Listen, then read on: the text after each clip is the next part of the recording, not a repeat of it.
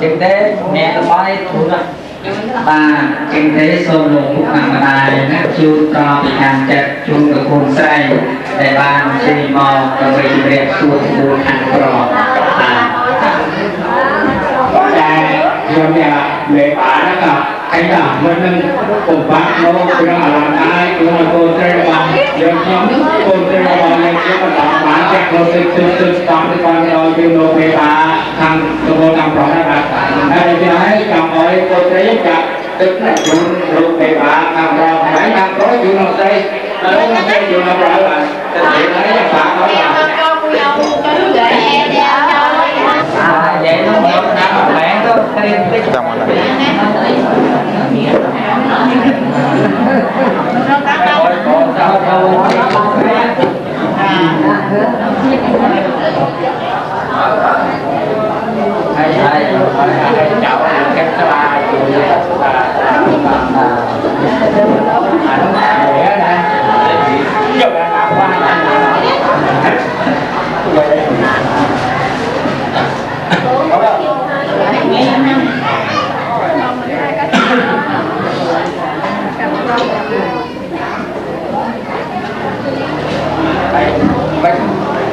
bà đây làคุณใส่บานจูนสลาจูนตึกตัวน้องนั่นเราถูกนำลายทางเพราะเราได้ให้คุณแม่ที่บานส่งจีนเราถูกนำลายทางเพราะจูนเราต้องการจะจีนได้ส่งจีนมาจริงๆครับมาฝากครับ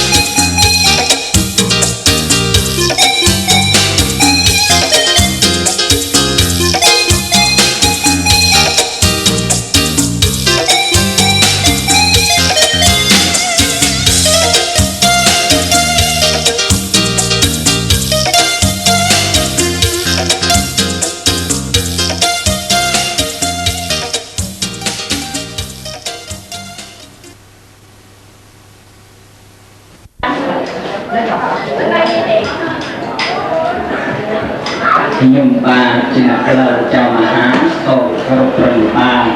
trong con lưu bị bà trong cuộc trò xây của nó thì đây lâu đi cam bị thế để cam cả lá bà mọc đầu thờ đây tôi thế này thì bà của bà mọc cả lá mọc không có khi đến nông chương chỉ kết thì do bà lưu bị bà trong cuộc trò xây đại thờ đây tôi thế này xong lưu bị bà trong cuộc trò xâyการอาขนาดอาหินจอมอันเป็นเพื่อมือตาคาสลาออกอยู่ที่บ้านสร้างสระไปตามมีบ้านเป็นบ้านชอบเป็นบ้านลูกมีบ้านได้หรือมวยเราฟังข้ามรองอะไรนะมาห้ามที่บ้านมันเป็นคิ้วดูแลบ้านก็แรกการจะขายรถมาบางรถก็จะไปกับความรถนาหมู่บ้านเจ๊ที่มาเที่ยวเมตาคอมตีติดเป็นเบอร์เนี่ยซ่อมให้เขาไปได้ซ่อมรถจะนับโลจำอาอันได้ไปของเราเรื่องเที่ยวเที่ยวเมตาของการรถก็มาบอกว่ารถเหมือนแล้วบอกว่ารถแต่ไปบอกว่าแต่แม่ลงแม่บอกไปควรที่ขึ้นที่แม่จ่าก็มาจ่าให้เลยน้อยส่งโลกาจ่านับโลจำอาตัวแล้วผมว่าแม่สบายโลกเอาเย็นขึ้นขึ้นเมื่อไร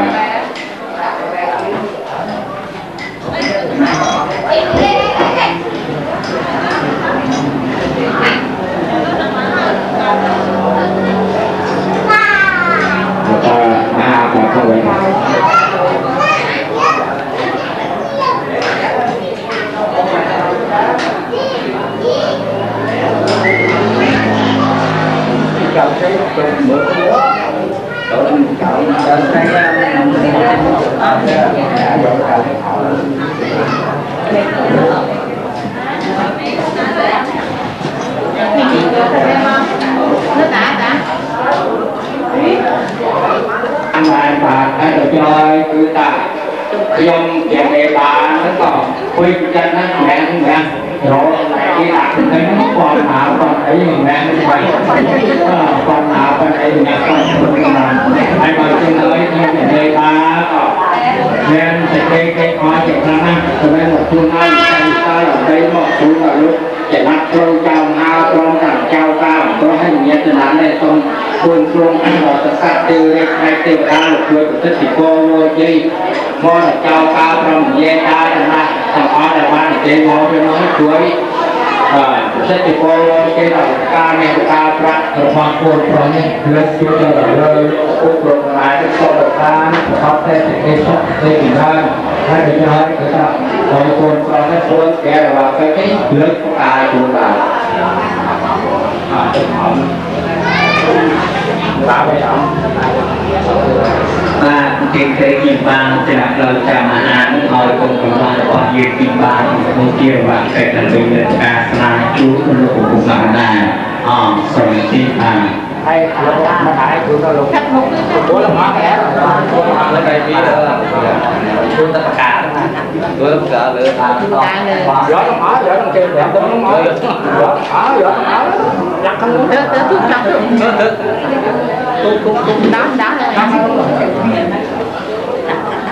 alo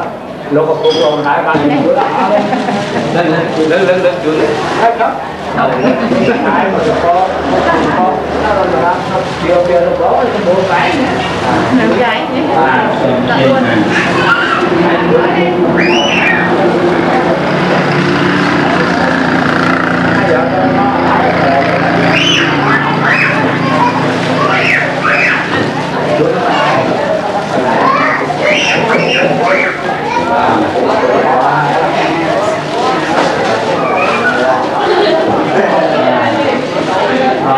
khi thế lục bị ba sơn chui hay nó ôi lục thuộc năng ai phải khá là phải mang lại cái đó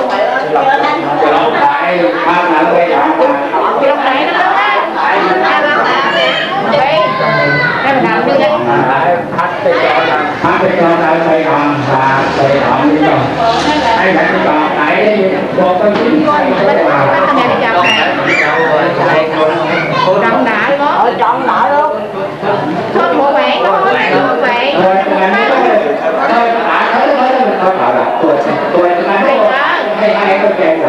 ta đánh hay kìa hai nọ này cầm thư lọ phải nói lên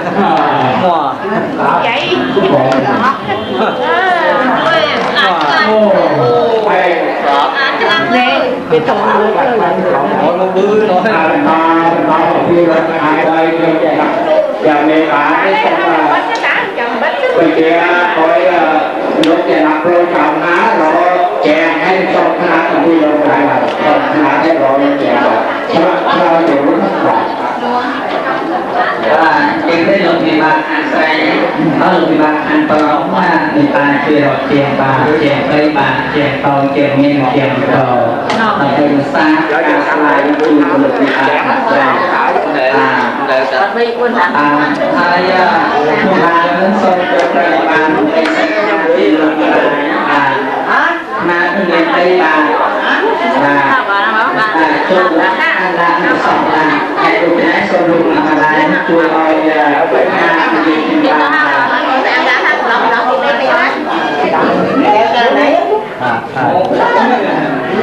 kéo bánh kéo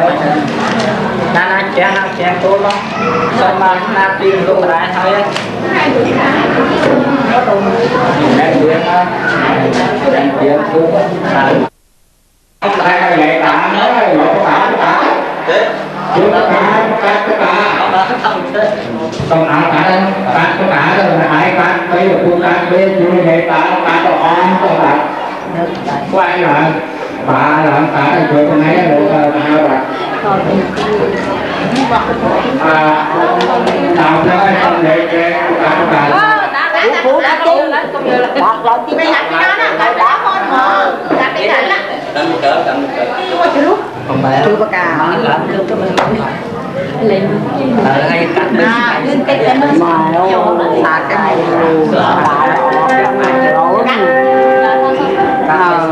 cái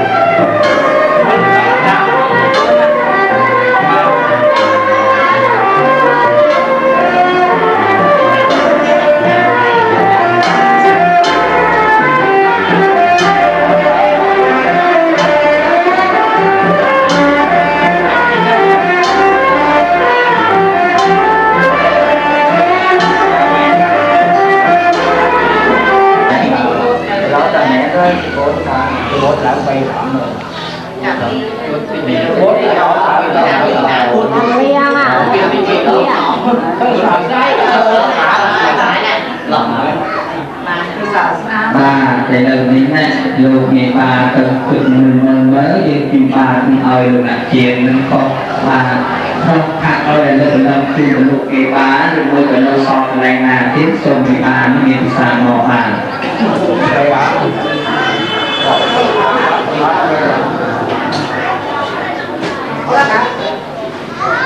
ba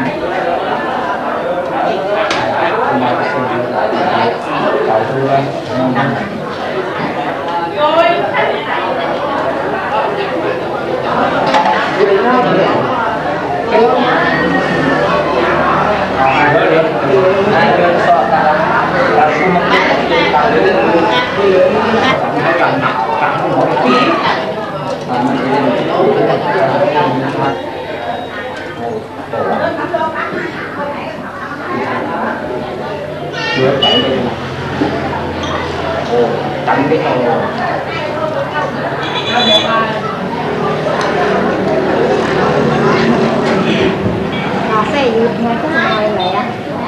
nó to sẽ đi đặt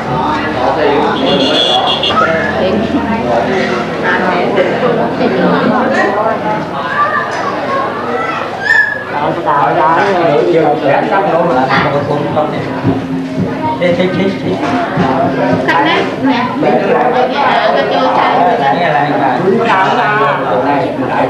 chơi nấu tàu bia hả ta tục miền tây tục về nhà hòn cồn pro ban lực lục ca mẹ ca praktik miền khó cao rất có không chú mộc nơi như theo trẻ đây ta có uy như của nên sẽ đây có những lắm nè mình lo tập trung về nào món chú món cồn pro cồn đây có cao vị trí ở phía hai có đi bàn đây hai phải đi hơi nhiều ba sở cho mình nước cái tập trung ban của rất là trai tôi và chúng ta sẽ không bị vô luôn nghe của tôi của tôi trong các tôi đây hai tê đá rác phun coi tôi người ta là đi vật cho đây là chúng ta trong lúc một chơi tôi sẽ đặt tay hay làm con tôi sẽ đi tôi sẽ thấy chúng ta một cô pro cùng chơi dân trong biển đi và con có ao ở tan thì em cứ còn đi coi lên khi mang được câu chúng ta chơi làm mưa kia kia thì nào một cái việc kia ai bảo con pro cùng chơi thật na giang một bạn chúng ta tôi sẽ thấy thật na và ai đó chuyện làm cái này cho bạn cái là lúc giang là mấy bạn mình ra chờ lúc quay nó kèm lúc phát hay phát ra luôn ai đó đấy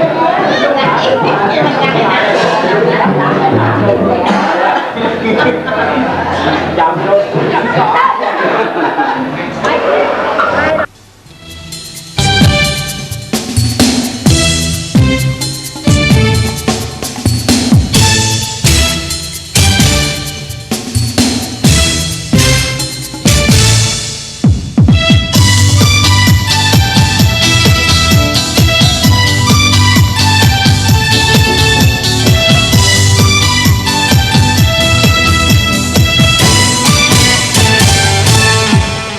ông tơ bà nguyệt sẽ duyên cho đôi vợ chồng trọn đời bên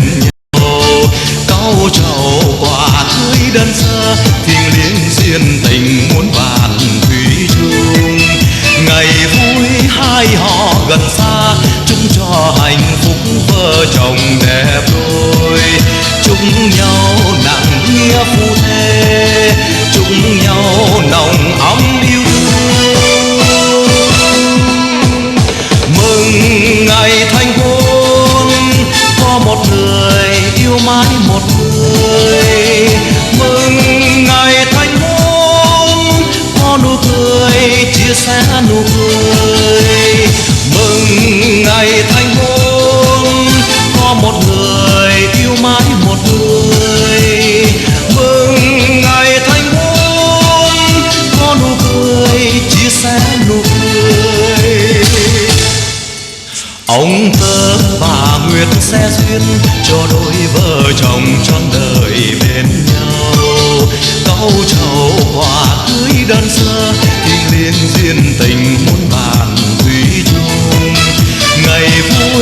mai họ gần xa chúc cho hạnh phúc vợ chồng đẹp đôi chúc nhau nặng nghĩa phu thê chúc nhau nồng ấm yêu thương mừng ngày thành hôn có một người yêu mãi một người mừng ngày thành hôn có nụ cười chia sẻ nụ cười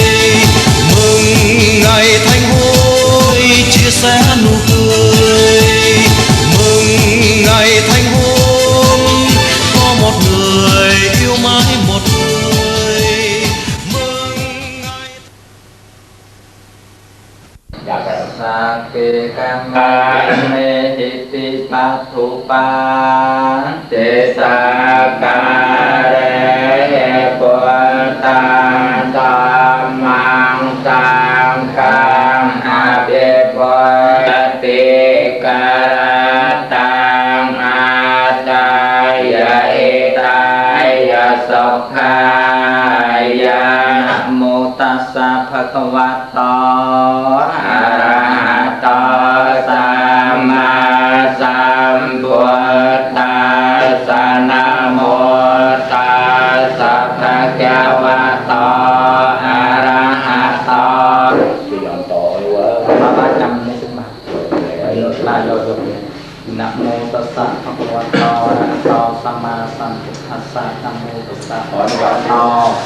อะระหะโตสัมมาสัมพุทธัสสะนะโมตัสสะภะคะวะโตอะระหะโตสัมมาสัมพุทธัสสะนะติยะปัจจุตานังปะอังคหะนิเยนาตัสสะเทวินะอันตวาเตสังปะตะเวนิสุนะขัตตังสุมังกัลลังสุปฏิตังสุขิตังสปโนสมหตโตจะสยสังปรมิการิโสทุกคนเลยบางประพฤติโดยกายจากนั้นประกอบโดยสิ่งใดละอปีนี้นะครับละอมันก็ละอเย็นละอแต่มือรักเรื่องละอให้ดูจะนะសូមសេរីសួស្តីមង្គលគ្រប់យ៉ាងទូតលអ្នកយ៉ាងតបមួយទាំងពីរចាតទីនេះមានសេរីនៃកើតមានដល់តពុទិយាមួយលេសាយាណាស់បងបានណោเอวังควังวิจโยโหจิยาสุจิยมังเปเลอปราจิตปลังเกสเสปปริโภคาเรอภิเษเกสัมปปุเพียนังอาแกปะตาปโมตัตสุนะแคตังสุมังพลังสุปเพียตังสุโหติจังสุขโนสมโหเตาจะสยตังพระมิจาไรสุปเพียขินังคัจกรรมังเวียจากรรมังปัจจาขินังปัจจาขินังมโนกรรมังปณิไทเตปัจจาขินาปัจจาขินานิกาตวานิลังพังปัสเตปัจจาเทเนเสไรติเตมติเตจุเตสัมปิมหาปุญญาปะเรมุขปัญญาติกา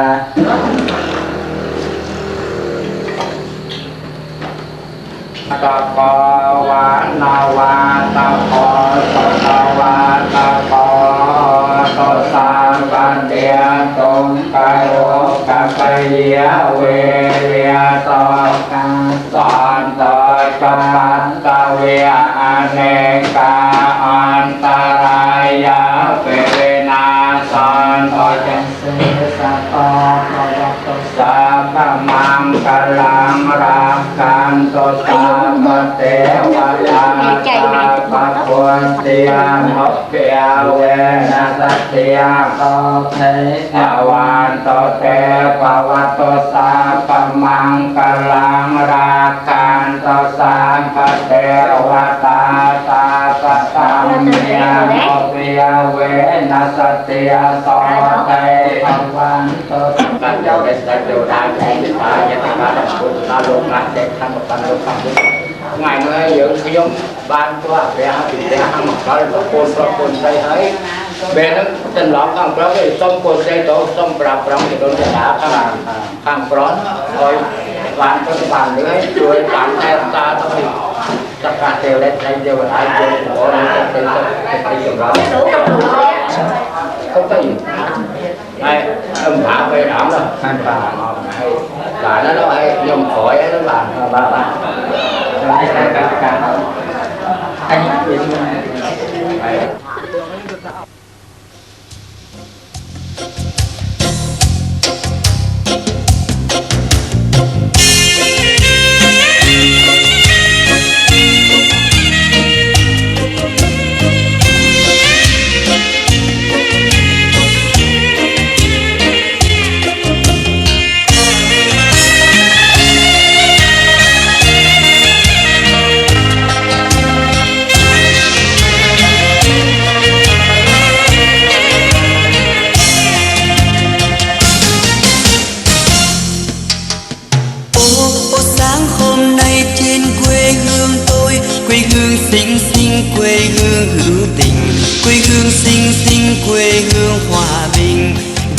nở hoa trắng xanh vàng tím đẹp làm sao bướm bay chập chờn đàn chim non véo von ngọn tre khăn màu son áo màu vàng ơi bà con đến xem mùa cưới chân hai công tay dù hồng lâu thật lâu mới thấy được một ngày vui.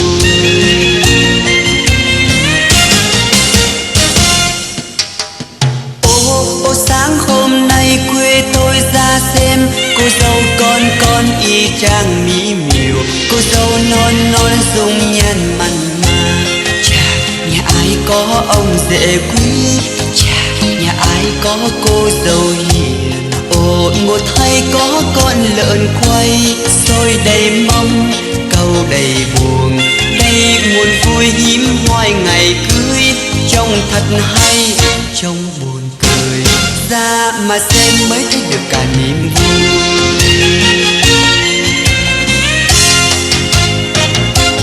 Anh ơi người tình tôi ơi anh ơi xem người ta họ cưới nhau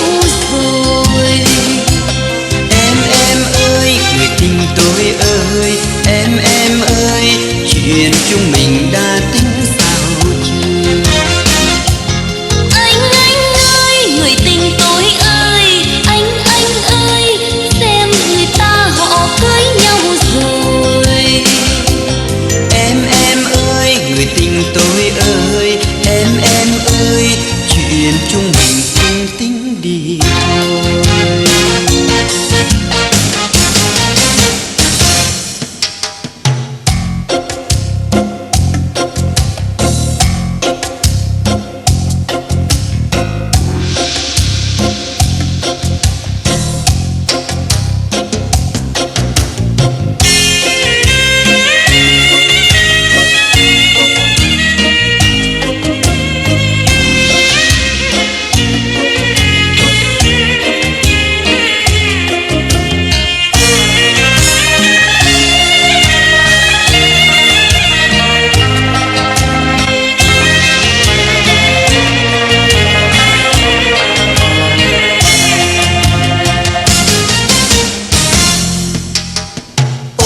Ô sáng hôm nay trên quê hương tôi quê hương xinh xinh quê hương hữu tình quê hương xinh xinh quê hương hòa bình đường nở hoa trắng xanh vàng tím đẹp làm sao bướm bay chập chờn đàn chim non véo von ngọn tre khăn màu son áo màu vàng ơi bà con đến xem mùa cưới chân hai công tay dù hồng lâu thật lâu mới thấy được một ngày vui.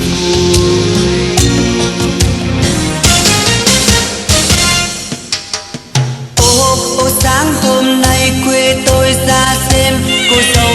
con y chang mỹ miều cô dâu non non dung nhan mặn mà chà nhà ai có ông rể quý chà nhà ai có cô dâu hiền ồ một thay có con lợn quay xôi đầy mâm câu đầy buồn đây nguồn vui hiếm hoi ngày cưới trông thật hay trông buồn cười ra mà xem mới thấy được cả niềm.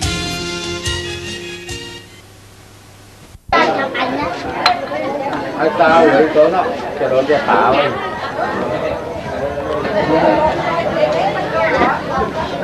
ai cần thăm thấy tâm này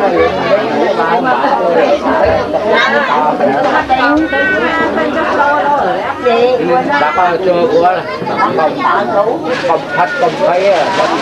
chuyện đặt chỗ có ai chọn nó vào thế ai không định đỡ quân định về đỡ đâu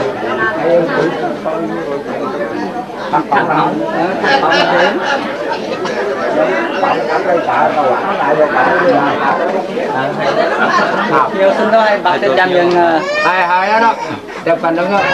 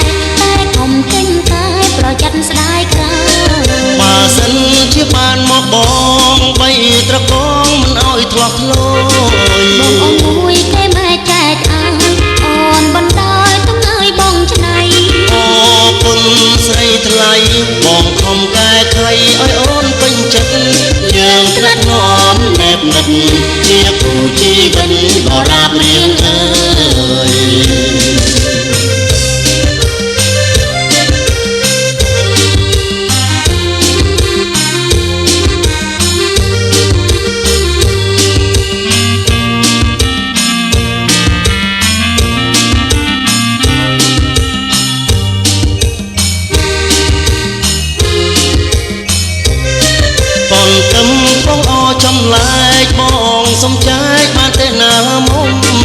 មិនលុតទេបងកូនtâmខ្ញុំព្រោះមុំទុកដល់ពេលមានប្តីបងចង់យកឆ្នៃកូនទំចរណៃធ្វើជញ្ជៀនពាក់ប្របងកុំស្មងបើបងចង់ពេលចាំជាក្រោយណាបង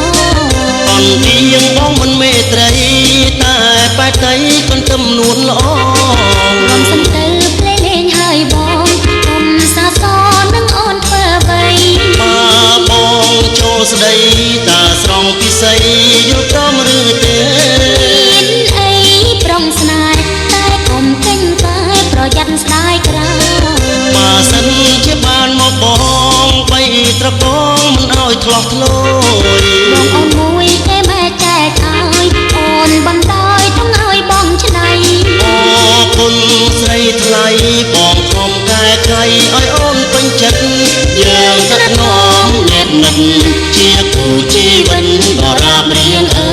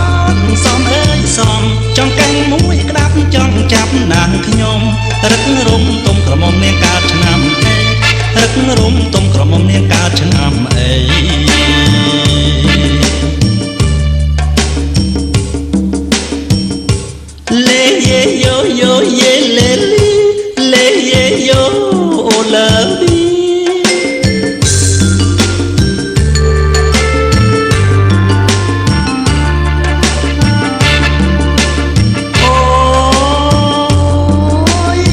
អីក៏ល្អម្ល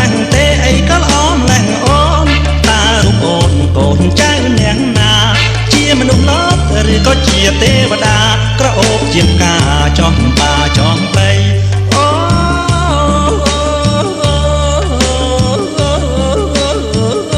ក្នុងលោកីស្រីល្អជាងគេ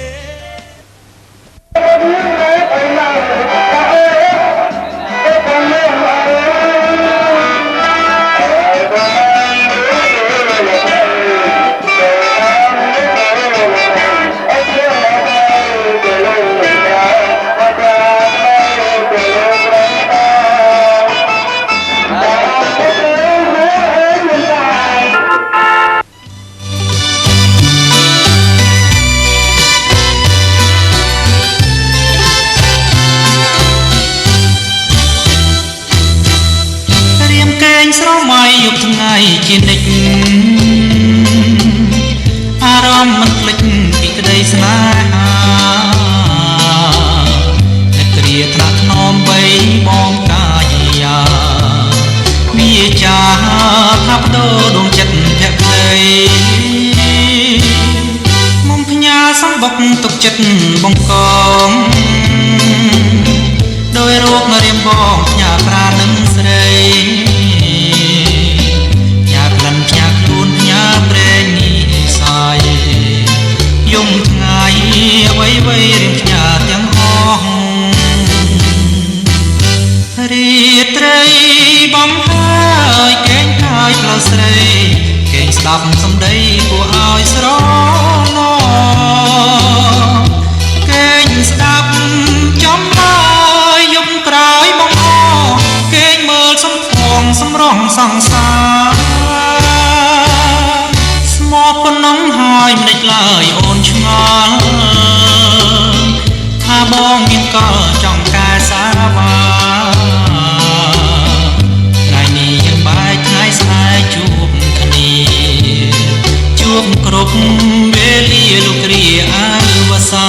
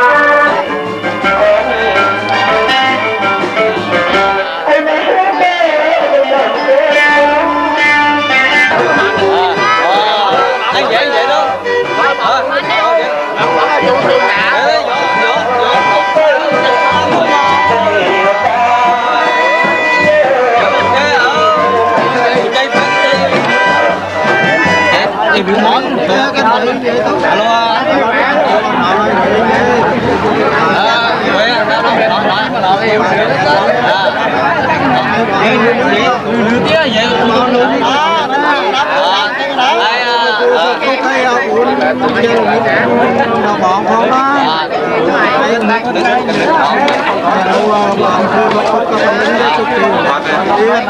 ថ្ងៃនេះទៅថាថ្ងៃអាភិបជាកូនចៅខ្ញុំទៅថាជេងបងអូនគ្រប់ព្រៃទាំងអស់គ្នាទៅលោកហើយនឹងចាក់ហើយគិតថាមួយក៏គិតដើម្បីចាត់មកអូនប្រុសអូនស្រីខ្ញុំហើយខ្ញុំទីបងអូជ័យហើយអើយបងប្រុសបងស្រីមិនស្រីសុខស្ដីជ័យមកទៅថ្ងៃហ្នឹងហើយនេះថាអូខេហើយគិតខ្ញុំណាត់ទៅហើយស្អីក៏ទៀមមកខ្ញុំមក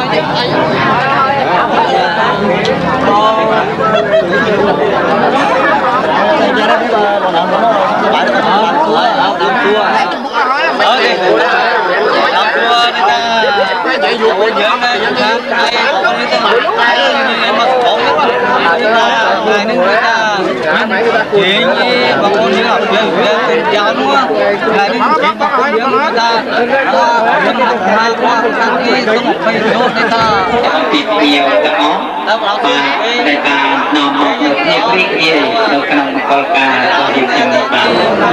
សូមចេញចូលមកវិញជួបអរគុណតា một phát đó đi chúng ta không bỏ ôn dưỡng cho đây là món đồ gì chúng ta bán chương tê chung ba chia nọc lâu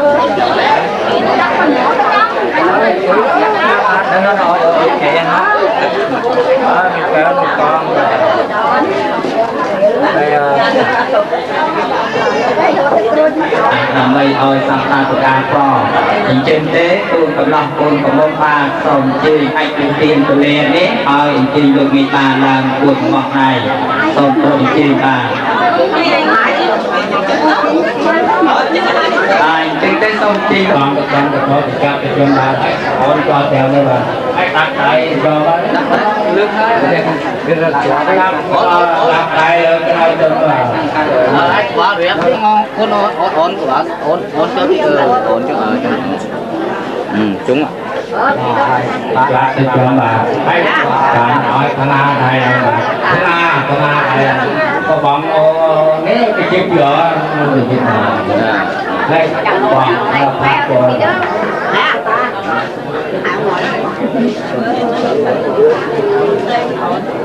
rồi như tặng ghế ở ghế có ghế nữa lên ghế rất là giỏi chừng tặng đi ghế cho anh hai tôi đây là phần to còn kia là được mà các bạn thật và hơi nó xong chơi về đã được tôi khăn đó và xong chơi được con làm ra thằng đấy cậu cái em á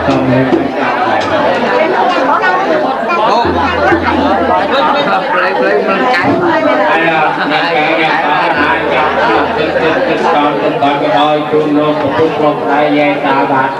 cho là bỏ lại đây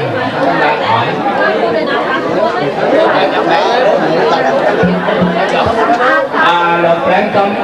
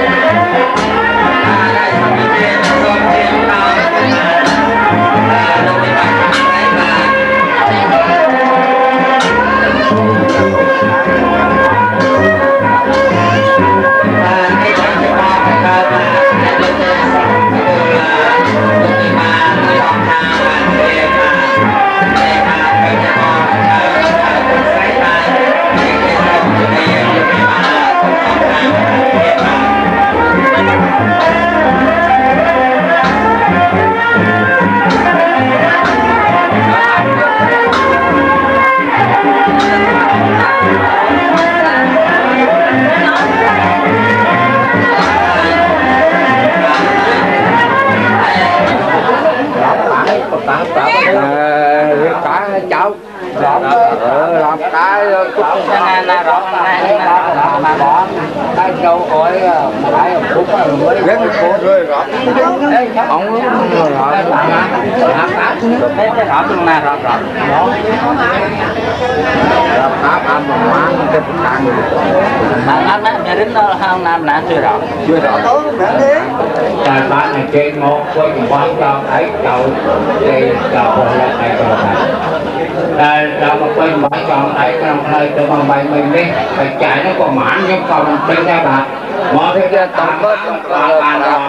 đây là cái nói tạm há có là hàng hồn đề đọc cái này nó hơi dẫn chèm bề phá có khi mình là đây rõ hết sống của lúc chừng rét lá cho thành phố làm sao ham mà mình rớp phải chạy phải chạy nó đồ phút mà đại vợ thì chạy nó rồi phôn tám năm lá nó chậm ơi cái này cho hơi xong rồi phải chạy nó đâu bạn rồi phải đứng hết trong ta rồi dắt từng đám thằng sang khang lúc mà phút mà đại thằng pro thằng trái ra rồi tập phố động ra cán ra quay vài chọn đại ra chúng taประมาณnày cũng mà lên pi rồi thấy hãy được cái này kim ba cũng so chu lọt khu tập pi bàn tiệm chùa mở nó có phục lồng lại sang tháng trâu cả đấy bắt anh lái này bỏ nó bảy đó là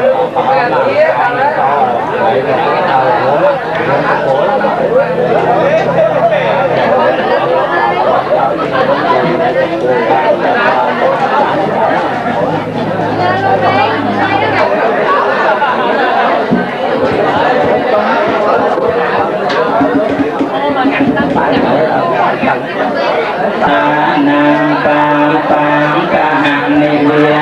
nam sa no tia ve nam qua te sang opa ta ve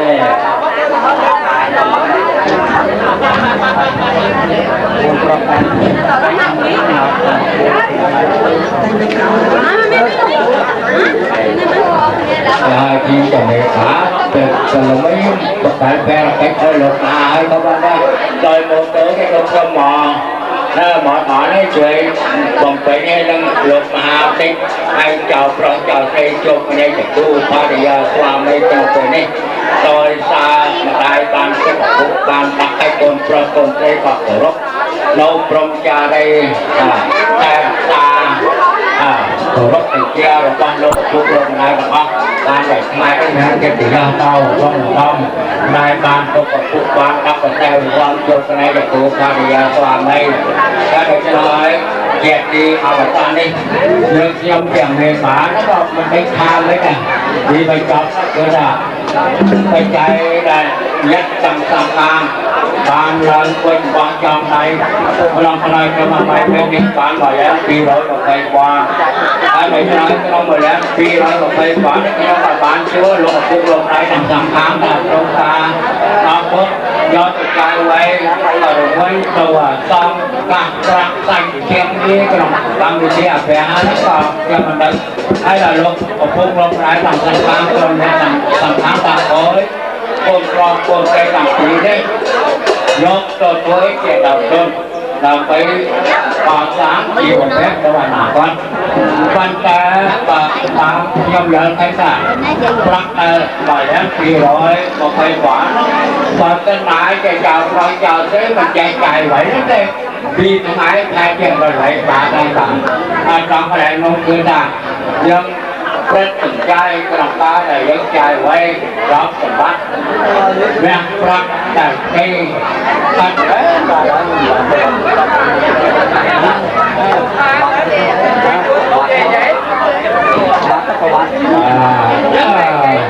đây làคนก็ไม่ได้ไปกันแบบอายุวัตโกตนาวัตโกเสริวัตโกยสวัตโกปะละวัตโกวันตโกตโกวัตโกตุสาปะเตโกกะโรกะปะเยเวเรโตกะสัน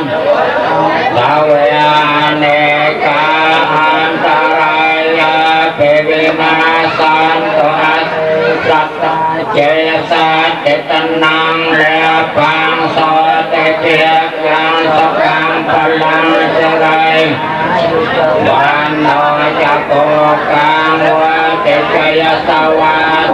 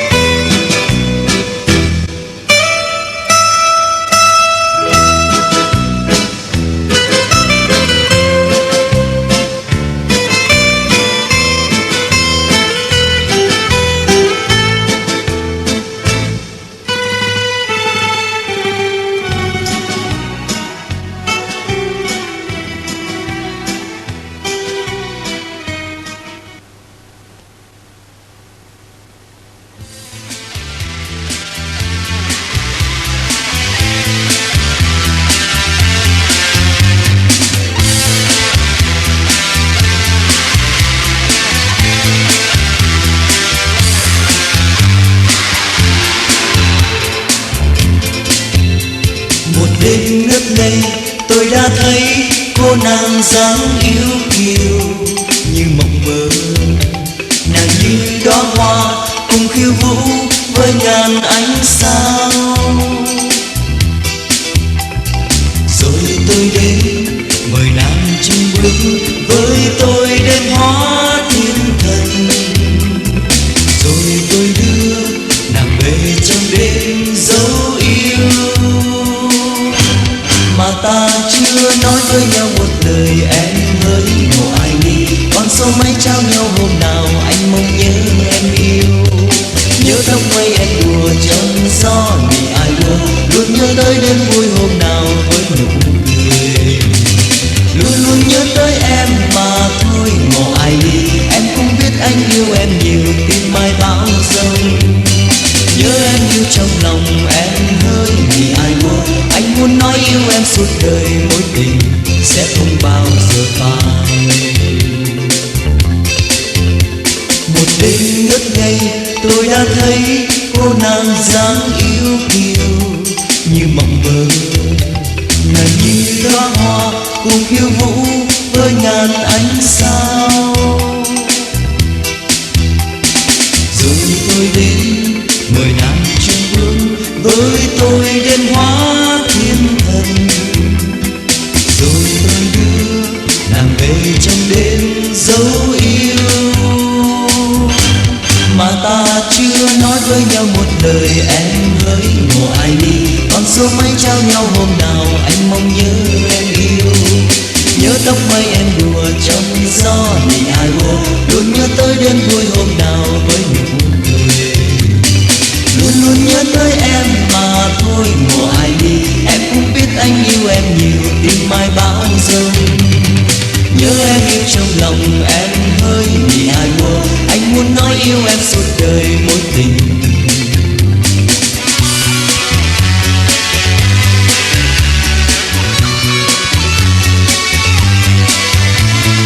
Sáng hôm nay thức dậy anh nhớ mộng đêm qua, em như giấc mơ yêu trong đời thơ ngây trái tim. Có chim reo liên hồi nhấc máy ngờ đầu em, trong phút chốc sương vui ôm đầy với người tình. Anh chỉ muốn nói yêu mình em người yêu ơi, anh không dám tin em đang là ai đang nói đây. Sẽ yêu em cuộc tình mộng mơ, giờ đây ta đang ngây ngất cuối trong mê tình với người.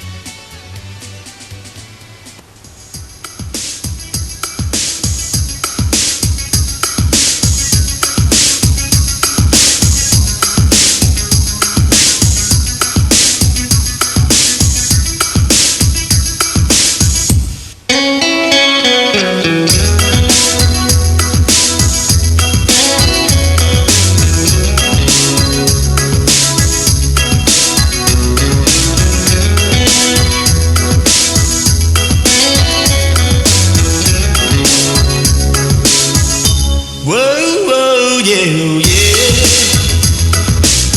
Yêu em sẽ yêu em như lời nói đầu. Yêu em sẽ yêu em hơn ngày mai tới. Wow, wow, bao ngất ngây dừng đầy trong anh.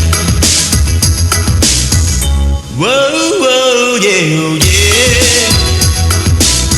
Anh luôn nhớ em, ôi sao ngày quá dài. Anh luôn ước mong em trong vòng tay mãi. Wow, wow, ta có nhau cho đời thêm vui. Và người yêu ơi xin em hãy nhớ, nếu yêu anh xin em đừng dối. Vì con tim lỡ trao về người, chọn cuộc đời yêu em mãi thôi. Wow, wow, yeah, yeah. Khi đôi trái tim đã chung lời ước nguyện, xin em nhớ câu yêu thương còn vang mãi. Wow, wow, bên nhau có đôi cho đời thêm vui.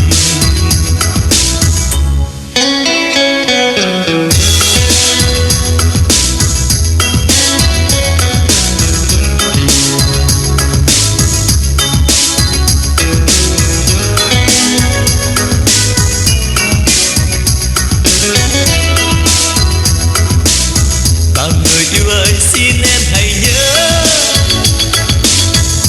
nếu yêu anh xin em đừng dối. Vì con tim lỡ trao về người, chọn cuộc đời yêu em mãi thôi. Wow, wow, yeah, yeah. Khi đôi trái tim đã chung lời ước nguyện, xin em nhớ câu yêu thương còn vang mãi. Wow, wow, bên nhau có đôi cho đời thêm vui. Bên nhau có đôi cho đời thêm vui. Mang tin một đời yêu em mãi mãi. More than I can say. I love you twice as much tomorrow. More than I can say. I love you twice much tomorrow.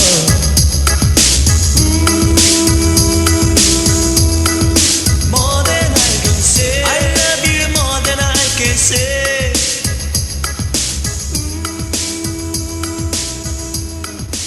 More than I can say. I love you more.